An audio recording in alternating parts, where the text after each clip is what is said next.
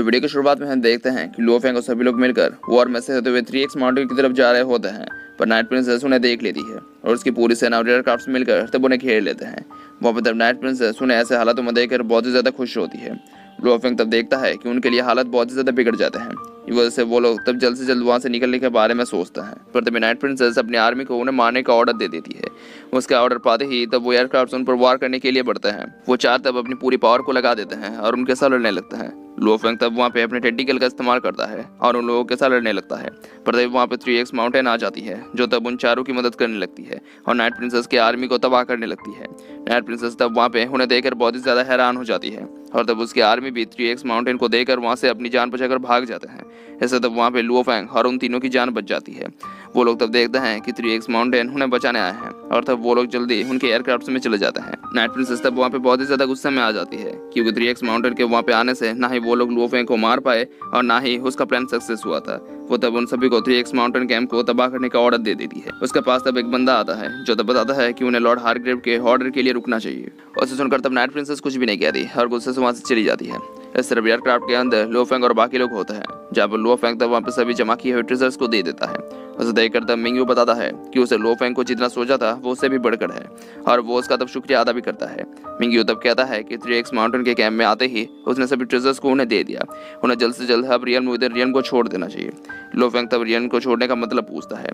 Mingyu तब बताता है कि रियन के अंदर करीबन 180 मिलियन लोग लड़ रहे थे, पर वहाँ पे अब सिर्फ 4 लाख लोग ही जिंदा रह पाए हैं।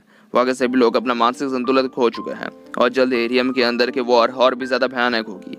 इससे वो जगह पूरी की पूरी तबाह हो जाएगी। और इसे सुनकर तब मानो लुओफेंग थोड़ा नाराज हो जाता है और तब वो लोग वहाँ से निकल जाते हैं। वहाँ पे वो लोग तब कैसल से बाहर निकल जाते हैं। लुओफेंग तब लीडर होंग से कहता है कि उसने फर्स्ट ब्रदर ने उसे जो लाइव फ्रूट को खरीदने कहा था वो उसे वापस खरीद लिया है। वो लोग तब इन बातों को करते हुए आगे बढ़ने लगते हैं। दूसरी तरफ मिस्टर वू उन सभी पर नजर रखा हुआ था।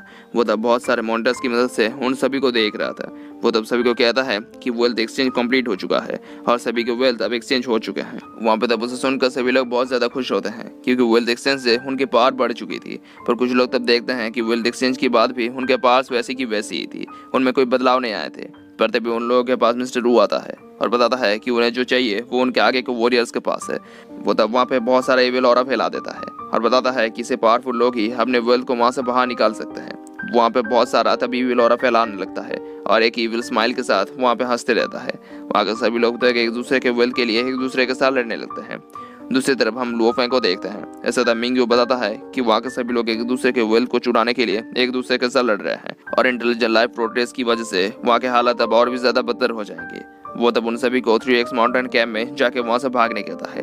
थोड़ी देर बाद लुओफेंग और बाकी लोग मिलकर 3x माउंटेन कैंप में चले जाते हैं और उनके जाते ही तब वो लोग तब उस एयरक्राफ्ट को शुरू कर देते हैं और वहाँ से जाने लगते हैं। इस तरफ हम नाइट प्रिंसेस को देखते हैं जो तब अपने ग्रैंडपा लॉर्ड हार्ग्रेव के साथ राब्ता करने लगती है। वो तब बताती है कि किंगडम टीम ने बहुत मुश्किल का सामना करके 2 पासपोर्ट को हासिल कर लिया है और ये कोई आसान काम नहीं था। वो तब हार्ग्रेव को उसे ऑर्डर देने कहता है ताकि वो 3x माउंटेन पर अटैक कर सके। दूसरी तरफ हम हार्ग्रेव को देखते हैं जो तब उसके बाद सुनकर जियांग तियानजिन से उस आखिरी पासपोर्ट को उसे देने कहता है और बताता है कि एक पासपोर्ट से वो कुछ भी नहीं कर पाएगा। इस पर तब जियांग तियानजिन बताता है कि अगर उसने उनका कहना नहीं माना तो वो उस आखिरी पासपोर्ट को तबाह कर देगा और इससे उससे ज्यादा हार्ग्रेव का ज्यादा लॉस होगा।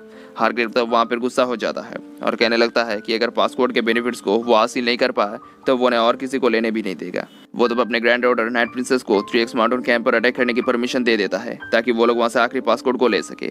हार्ग्रेव के ऑर्डर को पाते ही नाइट प्रिंसेस बहुत ही ज्यादा खुश होती है और बताती है कि वो अब 3x माउंटेन से किंगडम टीम पर हमला करने का बदला लेकर रहेगी, चाहे कुछ भी हो जाए। वो तब अपने आर्मी से कहती है कि वो अब ऑफिशियली 3x माउंटेन के कैंप के साथ वॉर शुरू करती है। वहाँ पे हम किंगडम टीम के बहुत सारे आर्मीज के साथ साथ उनके बड़े बड़े एयरक्राफ्ट को भी देख पाते हैं।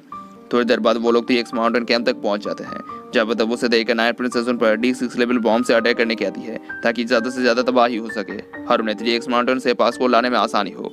वहाँ पर तब नाइट प्रिंसेस अपने आर्मी के लोगों को भी उन पर हमला करने के लिए रेडी होने कहती है और उनका टारगेट 3x माउंटेन कैंप में लुओफेंग भी होता है।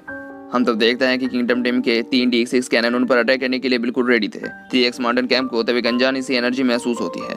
वहाँ पे तब किंगडम उन पर अटैक कर देते हैं। ऐसे बचने के लिए तब 3x माउंटेन कैंप के कुछ छोटे छोटे एयरक्राफ्ट मिलकर उनके आगे एक बड़े से शील्ड को तैयार कर लेते हैं, पर 3D6 कैनन की पार्ट्स वो लोग ज्यादा देर तक सह नहीं पाते। ऐसे तब वो शील्ड पलक झपकाते ही टूट जाती है। वो अटैक तब सीधा आके मेन एयरक्राफ्ट पर लगती है। वहाँ पे तो उस हमले से तब बहुत सारे छोटे एयरक्राफ्ट भी तबाह हो जाते हैं। दूसरी तरफ मेन एयरक्राफ्ट के अंदर लो फेंग और सभी को ये वार्निंग मिलती है कि मेन एयरक्राफ्ट जल्दी क्रैश होने वाली है। तब वो लोग वहाँ से निकल जाते हैं, पर रास्ते में जाते हुए उन पर हमला हो जाता है, जिससे वो लोग तब वहाँ से जमीन पर क्रैश हो जाते हैं। वहाँ पे लो फेंग तब देखता है कि किंगडम के अटैक की वजह से वहाँ पे 3x माउंटेन के बहुत सारे लोग धीरे धीरे मर जाते हैं और उनके सभी एयरक्राफ्ट भी धीरे धीरे तबाह हो जाते हैं।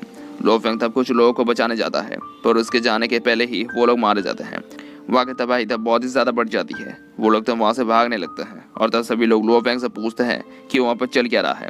बबाता तब बताती है कि उसे जो जानकारी मिले है उसके मुताबिक किंगडम टीम ने 12 लोगों को चुना है जिनके पास पासपोर्ट हो सकता है। वो लोग उन सभी को मार के उनके पास पासपोर्ट है कि नहीं ये चेक कर रहे हैं और उन 12 लोगों में लुओ फेंग का भी नाम है। वो लोग तब ये जान पाते हैं कि बाकी के ज्यादातर लोग ही मार जा चुके हैं, तो वो लोग ही अब उनके आखिरी उम्मीद है। वो तब वहाँ से किसी सुरक्षित जगह की तरफ जाने लगते हैं। उन्हें तब जियांग तियानसन और मिंग यू भी देख रहे थे।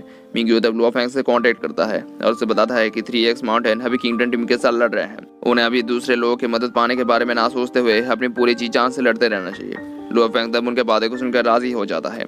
मिंग यू तब एक पावरफुल एंटिटी के साथ कांटेक्ट करता है। वो तब कहता है कि 2 अगेंस्ट 2 वॉर अब शुरू हो चुकी है, पर इसमें अभी कौन जीतेगा ये अभी नहीं पता। अभी दोनों तरफ के लोग ही बहुत ज्यादा घायल हैं, पर वॉर के हालातों को मोड़ने के लिए उन्हें अब ज्यादा लोगों को ऐड करना होगा। वो पावरफुल एंटिटी तब उसे ब्लैक क्लाउड एसोसिएशन के बारे में बताती है। इस तरफ हम देखते हैं कि लुओ फेंग और बाकी लोग मिलकर वहाँ से भाग जाते हैं। वहाँ पे तब लीडर होंग तब उसे कहता है कि 3x माउंटेन की एयरक्राफ्ट टीम बहुत ज्यादा घायल हो चुकी है और उन्होंने अपने प्रोटेक्शन को भी खो दिया है। वॉर एलिशन तब बताता है कि वहाँ पे उनके आगे बहुत ज्यादा ओपोनेंट्स है और उन्हें अगर वहाँ से निकलना है तो उन्हें अंडरग्राउंड जाना होगा। बबाता तब उसके बातों को सुनकर कहती है कि अंडरग्राउंड जाना इम्पॉसिबल है क्योंकि एनिमी उनके साथ लड़ते हुए बहुत सारे बॉम्ब को लगा चुकी है, तो वो लोग अब कहीं पर भी नहीं जा सकते। वहाँ पे तब लुओ फेंग और सभी लोग जा ही रहे होते हैं, पर तब उन सभी को किंगडम टीम के लोग घेर लेते हैं। उन्हें तब नाइट प्रिंसेस भी अपनी एयरक्राफ्ट से देख रही होती है। वो लोग तब उन चारों पर हमला कर देते हैं और उन्हें देखकर तब लुओ फेंग कहता है कि 4 लोगों के साथ 1000 वॉरियर्स की लड़ाई शुरू हो चुकी है। लुओ फेंग तब उन सभी को अपने टेंटिकल्स की मदद से एक के बाद एक मारने लगता है। दूसरी तरफ नाइट प्रिंसेस को पता चलता है कि ब्लैक क्लाउड एसोसिएशन ने उनके फ्रंट लाइन को तबाह कर दिया है। वहाँ पे नाइट प्रिंसेस देखती है कि ब्लैक क्लाउड एसोसिएशन ने उन पर हमला कर दिया था। उसे देखकर तब वो बहुत ही ज्यादा गुस्से में आ जाती है। इस तरफ हारग्रेव्स जियांग तियानसन से कहता है कि उनके सीक्रेटली ब्लैक क्लाउड एसोसिएशन से मदद मांगी है, पर वो तीनों एक साथ काम करने के बावजूद भी किंगडम टीम के साथ नहीं जीत पाएंगे। उसका बातों को सुनकर तब जियांग तियानसन कहता है वो लोग अभी भी पासपोर्ट को तबाह कर सकते हैं और इससे उनका नुकसान सिर्फ 1/3 ही होगा, जबकि उनका नुकसान 2/3 होगा। हारग्रेव तब कहता है कि अगर जियांग तियानसन ने पासपोर्ट को तबाह कर दिया तो उसकी तरफ से जो लड़ रहे हैं उन लोगों को पता चल जाएगा कि लड़ने का कोई फायदा नहीं है, तब वो लोग उसके दुश्मन बन जाएंगे। पर जियांग तियानसन तब कहता है कि किंगडम टीम रॉयल फैमिली के लिए काम करती है जो बहुत ही ज्यादा लॉस से होते हुए चल रहे हैं, तो अगर उन्हें पासपोर्ट नहीं मिला तो वो और उसकी ग्रैंडडेटर उन्हें क्या मुंह दिखाएंगे। पर हारग्रेव अगर उसके कुछ बातों को मान ले तो वो उसे वो पासपोर्ट दे सकता है। हारग्रेव तब उस बारे में सोचने लगता है। ऐसा नाइट प्रिंसेस की आर्मी उसे बताते हैं कि ब्लैक क्लाउड एसोसिएशन ने उनके फ्रंट लाइन को तबाह कर दिया है। ऐसा सुनकर तब नाइट प्रिंसेस गुस्से से कहती है कि लुओ फेंग को मारने का उनके पास यही मौका था। वो तब टीम नंबर 2 को उन पर हमला करने के लिए भेज देती है, जो एक पूरी एयरक्राफ्ट टीम होती है। वो टीम तब लुओ फेंग और बाकियों के पास पहुंचता है और उस एयरक्राफ्ट टीम को देखकर तब लुओ फेंग बताता है कि भले ही उनके पास यूनिवर्सल लेवल के मोयून ब्रांच है, फिर एयरक्राफ्ट मिसाइल उन्हें भी तबाह कर सकते हैं। वो एयरक्राफ्ट तब उन पर लेजर की मदद से वार कर देते हैं और उनसे बचने के लिए लुओ फेंग तब मोयून ब्रांच का इस्तेमाल करता है, पर इतना पावरफुल लेजर्स के सामने वो भी टिक नहीं पाते। पर तभी पीछे से एक दूसरी टीम लुओ फेंग पर हमला कर देती है। इससे भी तब लुओ फेंग बचने लगता है। वो तब अपने पूरी एनर्जी का इस्तेमाल करता है और उसे देखकर तब एयरक्राफ्ट के अंदर किंगडम टीम के एक कमांडर बाकी एयरक्राफ्ट से लेजर की पावर को बढ़ाने कहता है। वो तब बताता है कि मोन ब्रांच लुओ फेंग के आर्मर का ही हिस्सा है और वो उसका सबसे पावरफुल हथियार भी है, पर जब वो ज्यादा से ज्यादा उसे इस्तेमाल करेगा उसके आर्मर की डिफेंस कमजोर होती जाएगी। लुओ फेंग अब अपने लिमिट तक पहुंच चुका है। वहाँ पे तब बबाता लुओ फेंग से बताती है कि उसके आर्मर की डिफेंस कमजोर हो चुकी है। वहाँ पे तब हम देखते हैं कि लुओ फेंग उन सभी के साथ अकेले लड़ रहा होता है और इसके साथ ये वीडियो खत्म हो जाता है। Thank you for watching.